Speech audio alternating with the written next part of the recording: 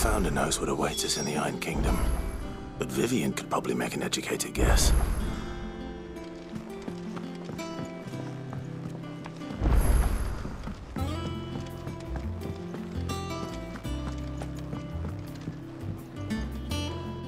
I didn't take you for a scholar, Ivan. Oh, this? Well, it's Valisthea, a culinary pilgrimage. I borrowed it from old tomes. Seems there's no creature in the realm so foul it can't be cooked up into something delicious. Think I'll stick to the unfoul ones, thanks. Oh, where's your sense of adventure, Sid? Honestly, one glance at these recipes, and even you would trade in your sword for a butcher's cleaver. From spit roasts to sweetmeats, this book has them all. What I wouldn't give to bring these recipes to life. If it's my blessing you're hoping for, then by all means. Well, I'm no hunter, Sid. The first ton of worm I came across would be the death of me. But you're made of sterner stuff. Would you help me resurrect one of these recipes? Something tells me you won't be taking no for an answer. Fine, I'll help. Fantastic! Thank you. So, dare I ask what's on the menu? Chance's Stew. It was once a favourite among the gourmands of Oriflamme, if the author is to be believed. Though Molly's never heard of it. The only problem is that while the recipe is extremely detailed in most respects, it's infuriatingly cryptic as to the main ingredient.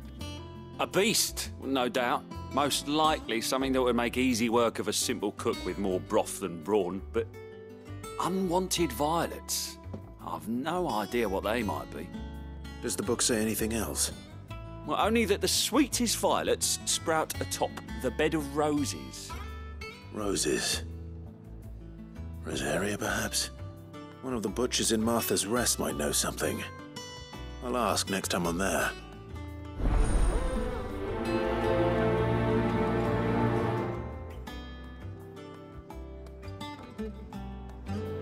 Nothing but unwanted violets will do, if I'm to resurrect this stew. As to what...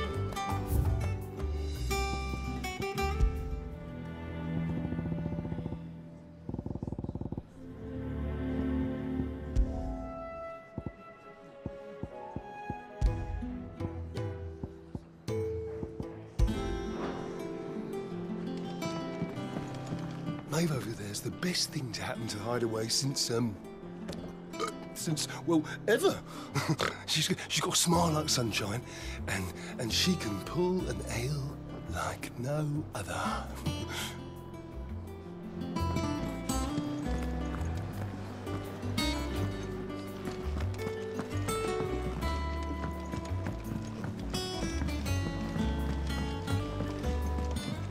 I could have sworn we had a few more.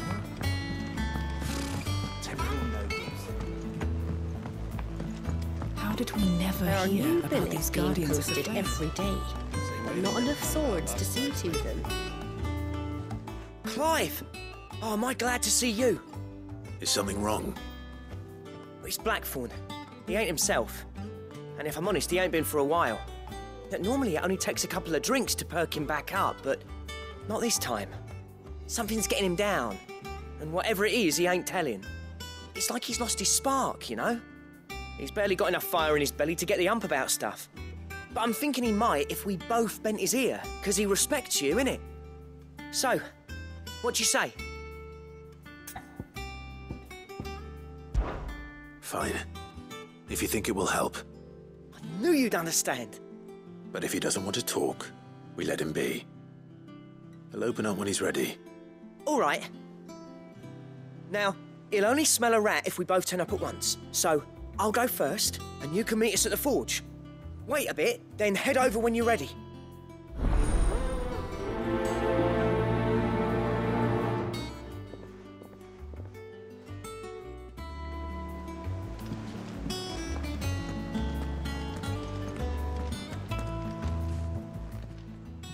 Fancy a look at the list, do you? Oh, same old.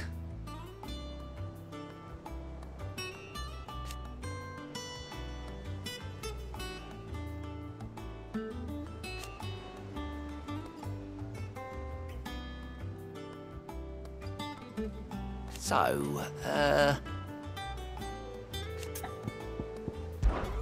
oh.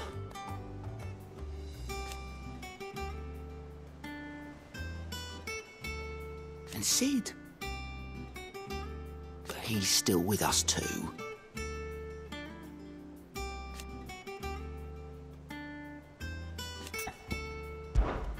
Anything catch your eye? Always something in there. Oh, Clive! Welcome to the Patron's Whisper. The Patron's Whisper? Does that mean someone else is taking care of our friend's donations? Oh, no, that's still me. It's just Karen has her toll, Blackthorn has his hammer. I thought a new name might liven things up. I still catalogue every item that arrives, in addition to setting aside those tokens of appreciation the sender has specified are to be presented to you personally. Would you like to see if we have any? Business is busy.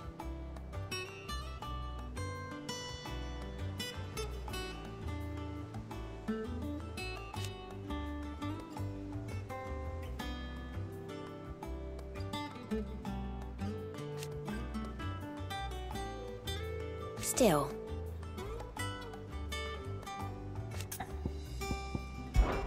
Words are immortal.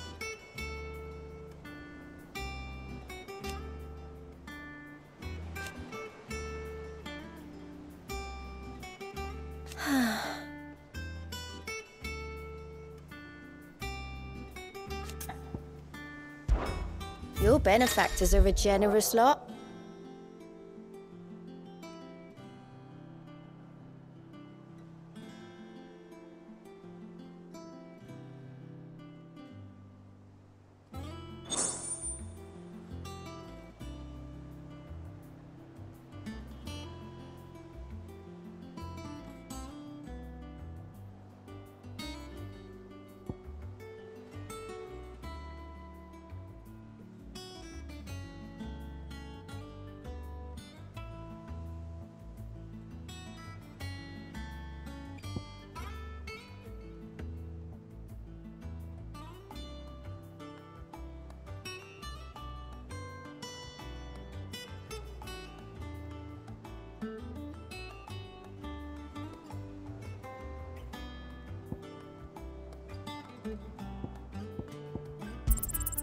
Here you are.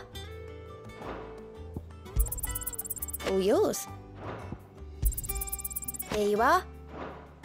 All done?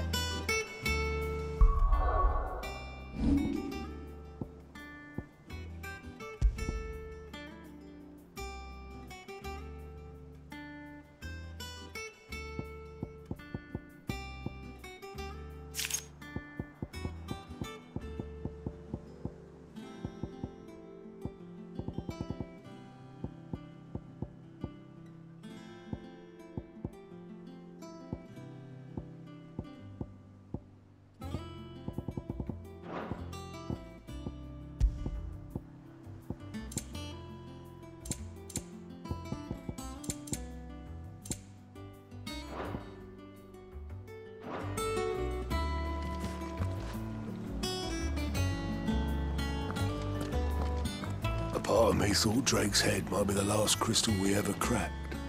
But I'm glad I was wrong. I expect.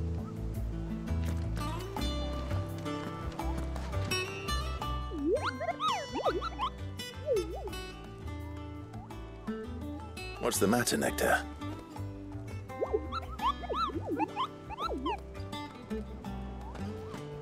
The hunt board? It's where the curse breakers post sightings of particularly fearsome beasts. Those that might pose a threat to our operations if they were left to roam free. Just because they can't be dealt with when they're spotted, doesn't mean they can't be dealt with later. Was that what you wanted to know?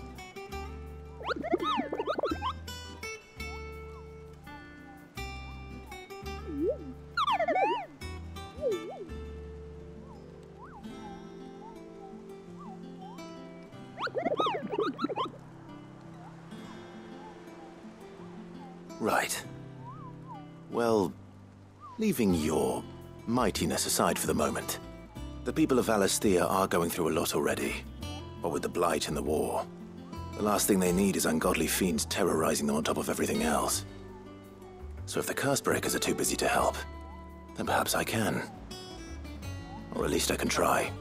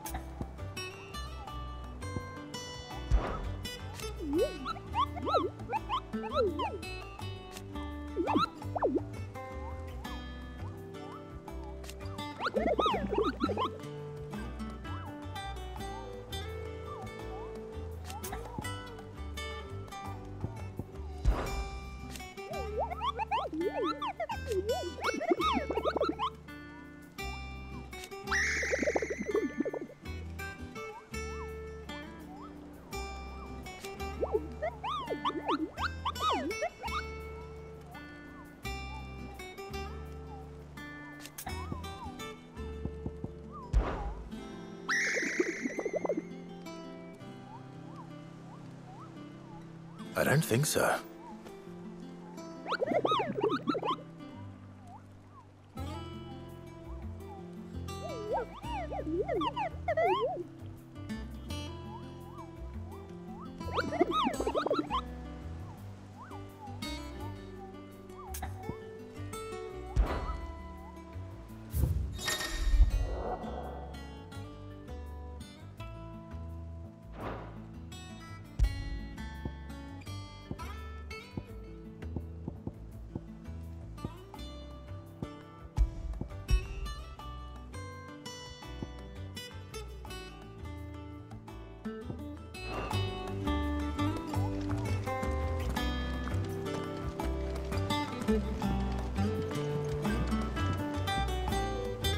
Back again, Lord Rosfield.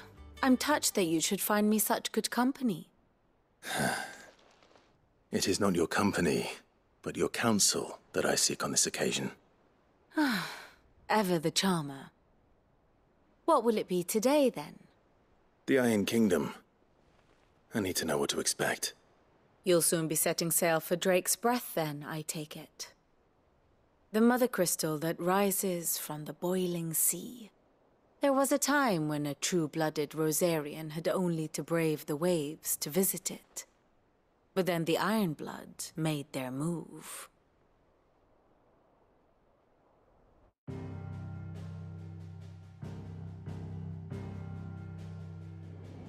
As you know, the Iron Kingdom rules over the islands to the west of Storm. Or rather, its church does. But this is not the pragmatic approach to state religion employed by the Holy Empire to manipulate the masses. No, the Iron Kingdom is the literal embodiment of the crystalline orthodoxy. And so, if one is to understand it, one must start there. As the name implies, the orthodoxy holds the Mother Crystal sacred, and they do not take kindly to heathens plundering the objects of their worship for the means to fill washtubs and light lamps with frivolous feats of magic. Indeed, the faithful consider ether a sinful thing, a poison no less. And to them, a dominant is an instrument of evil, albeit one they have proven only too happy to turn against their enemies. Some 80 years ago, in Northern Storm, Drake's eye collapsed. Soon after, in pursuit of ether and with the Blight at their backs, the Northern Territories descended upon the Grand Duchy of Rosaria. And when the Shields of the Flame marched north to meet them, the Iron Kingdom spied an opportunity. A few short days later, the Crusaders landed on the island of Mount Drastanus, home of Drake's Breath, and plucked it from the Duchy's grasp. Rosaria tried to reclaim it, of course, but to no avail. I doubt more than a handful of Duchy men have set foot on its shores in your lifetime. Nor are they like to again, under the Empire's stewardship, meaning the Iron Blood will keep their island. And with it, the foothold they need to march on mainland soil when next they spy an opportunity.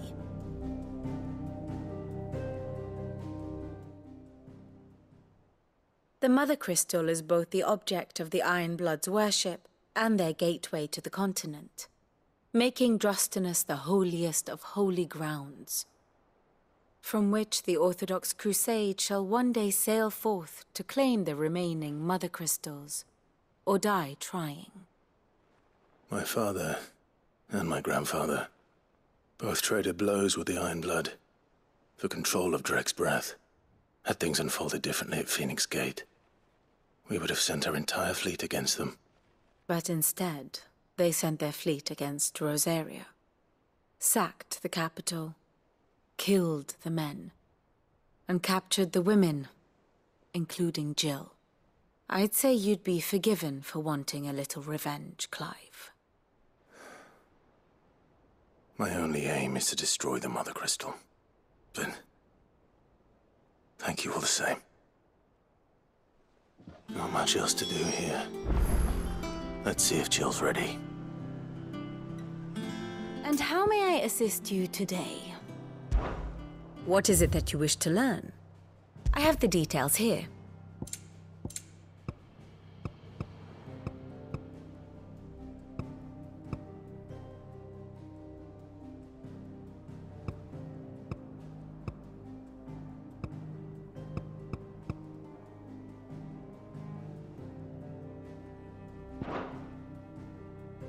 One must understand one's place in the world.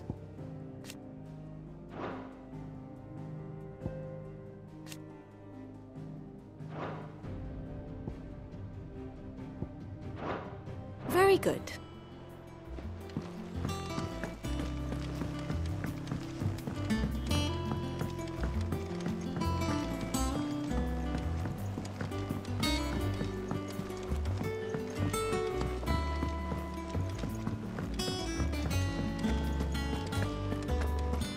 Monster's taken quite a liking to leave.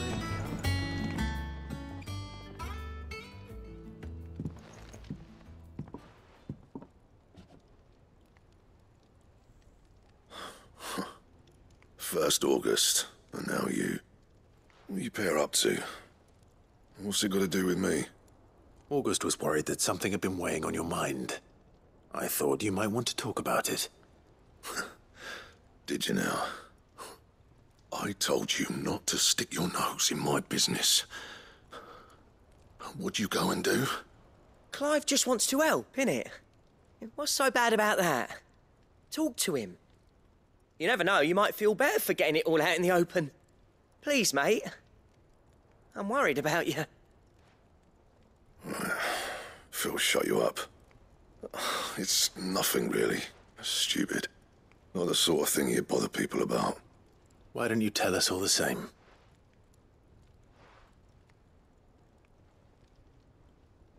Karen and I have an arrangement. I keep an eye on Goots, and she shows me what the competition's up to. Interesting arms and armor, things like that. Anyway, the other day, she shows me a cuirass she's come by. Masterpiece of level work. Light, supple, and tougher than it had any right to be. Made my stuff look like every clumsy shit. I should have brought the bastard thing there and then just to study it, but I was too proud.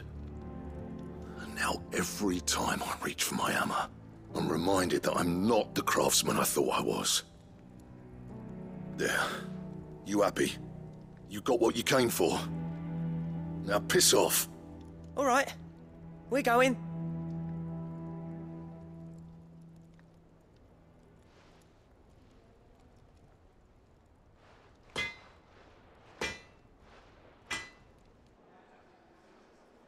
I always thought of old Blackthorn as a bit of a force of nature. Like a storm cloud full of ale. Didn't think anything could rattle him. Least of all a stupid piece of leather. Blackthorn's always taken pride in his craft. Questioning it means questioning himself. Something tells me this is only going to get worse. If he has doubts, it will affect his work, which will only add to his problems. We need to nip this in the bud. I couldn't agree more. He said he should have bought that cuirass. Perhaps we should track it down for him. Assuming you're happy to help, that is. Too bloody right I am. Glad to hear it. First things first, then. We need to speak to Karen.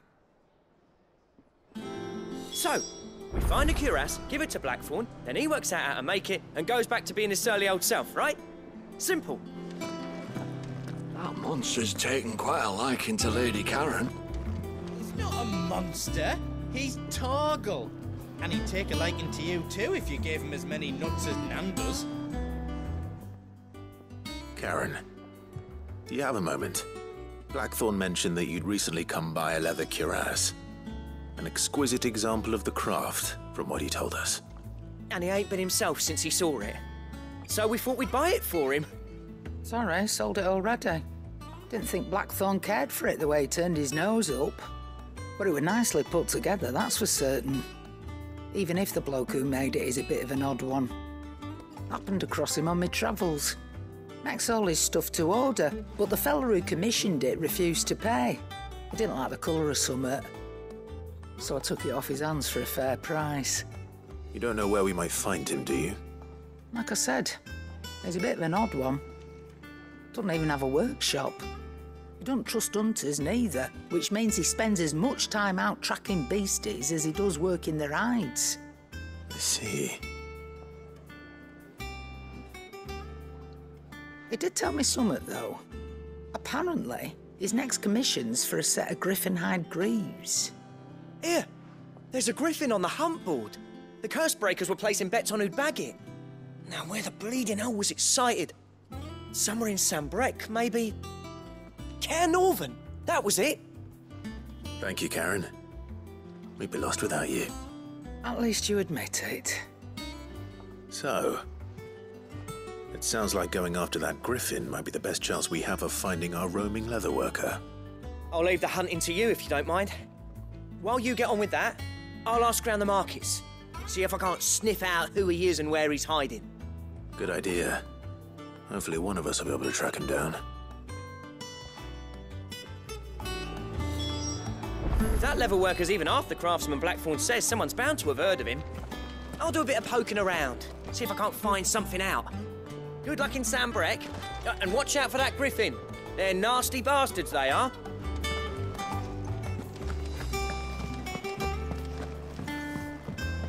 Deadlands wouldn't be half as bad without all the bloody dust.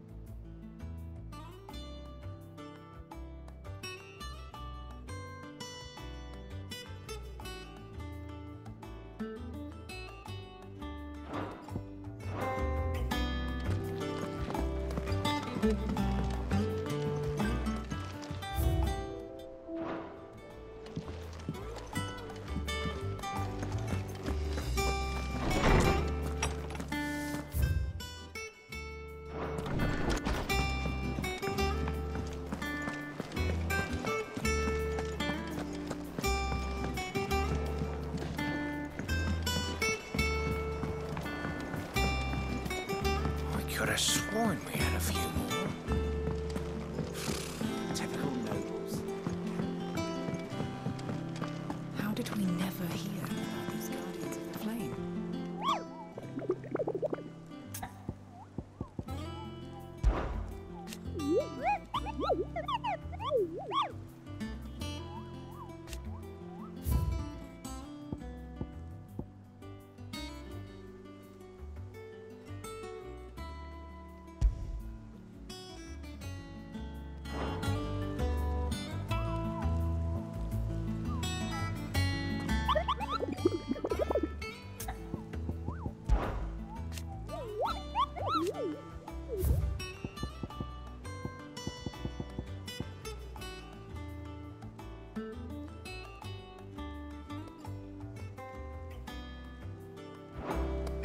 It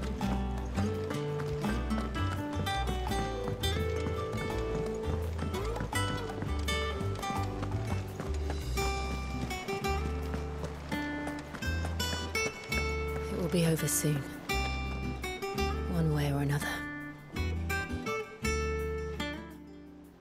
You ready? I think so. Jill. When you told me you had to come to terms with your past, you weren't talking about destroying Drake's breath, were you? No.